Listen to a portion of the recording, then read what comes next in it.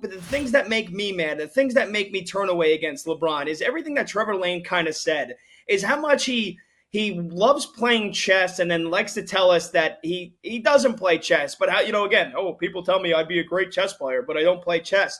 This is absolutely them most likely hiring JJ Redick, which I think is ultimately what happens. I mean, they can interview James Borrego, they can interview whoever the hell they want.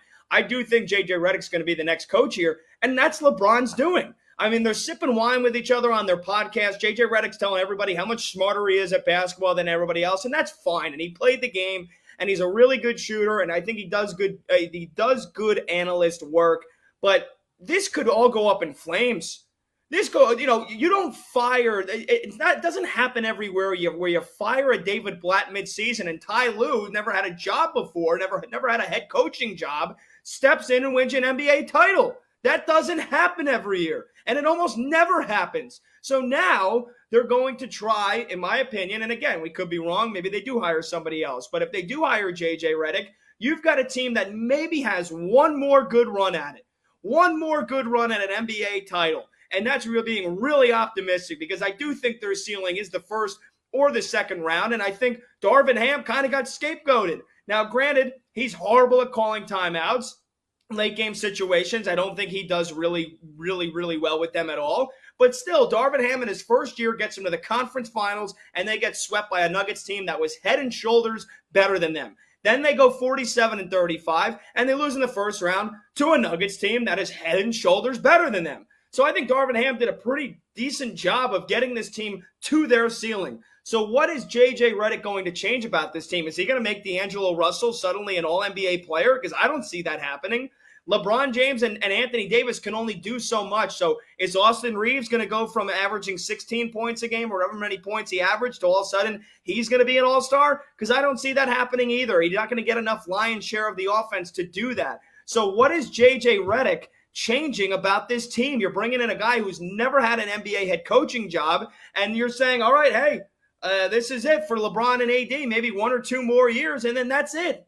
And then, act like and the Lakers, does Rob Pelinka and Jeannie Buss think that after LeBron leaves that they're just going to roll right to Anthony Davis being the star player and everything's going to be, great? They're going to find another player to join the team once LeBron leaves? Because Anthony Davis, I hate to tell you, he ain't at his prime anymore.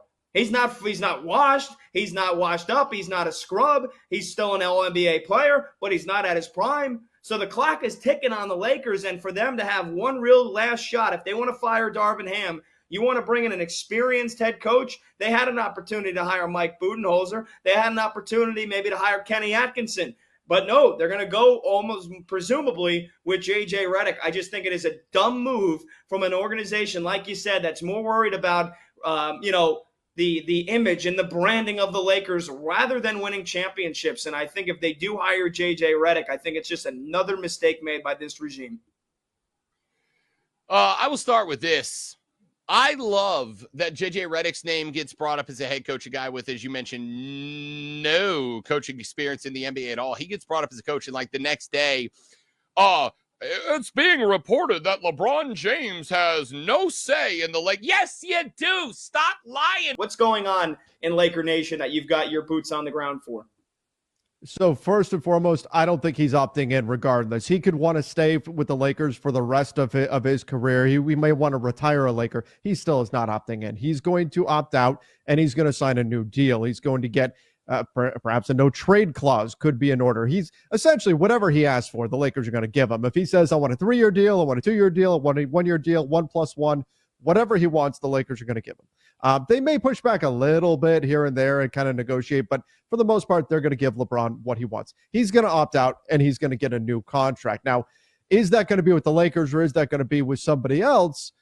That's where it gets a little bit interesting, right? And he's talked about for years that he wants to play with Bronny, and that's an admirable goal for a father and son to play together. However, they've also walked that back. Clutch Sports has walked that back recently to say they don't have to play together. I think what they were foreseeing was a team drafting Bronny that didn't care about Bronny, a team drafting Bronny that wasn't invested in his own development. They would be drafting him solely to try to lure LeBron James, and they don't want that. They recognize that could actually be bad long-term for Bronny's development for his own career. So they've been careful to walk that back. recently and say, look, drafting Bronny does not mean that LeBron is going to be coming along for you here. So I don't think that Bronny's draft location ultimately determines what LeBron does. I do think it would be kind of the cherry on top if the Lakers were to wind up with him.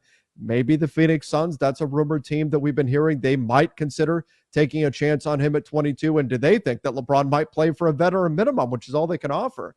But maybe if that means playing with his son, I think it's going to matter. But right now, all the signals out of LeBron's camp is that it's not, that we are not going to just follow Bronny wherever he goes. If you're going to draft Bronny, you need to draft him because you actually want him and you want to develop him. And I think that's the correct stance for them to take at this point. But I think still, when the dust settles, if he has the opportunity to do it, I think it's going to be hard for LeBron to turn down playing with his son, particularly if it's in LA. The Indiana Pacers have to start their offseason by extending Pascal Siakam.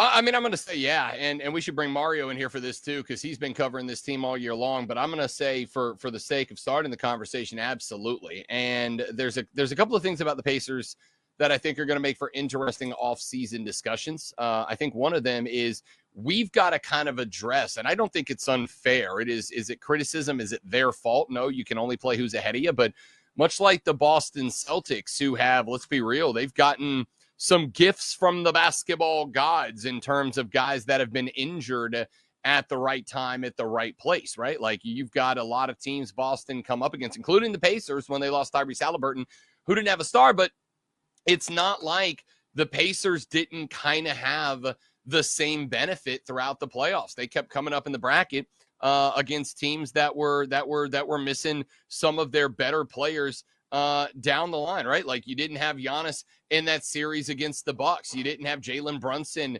stepping in for the Knicks. I mean, you did, but he was kind of banged up. But obviously, they didn't have Julius Randle. They were missing 3 of their opening day 5 starters. So I do think the Pacers are good. I do think the Pacers have a very bright future ahead of them. I also think maybe we got a bit of a bad read on them, bit of a false read on them. Like maybe they're not quite as good as we think. So if I am going to rebuild and I'm going to rebuild around Halliburton, I want that wing drive threat out there that allows Tyrese to be open. And now I just got to figure out who's going to be the third man in that triangle. If you lose Pascal Siakam this year, I think now all of a sudden you've really got to go find 2 primary players instead of just the one. And on top of all that, to kind of boil it down to as simple as I can, Pat Boyle, yeah, I think he played well enough to earn a paycheck. I think he earned it. Yeah, I think he played well enough to show he can be that second guy in a 3-man threat.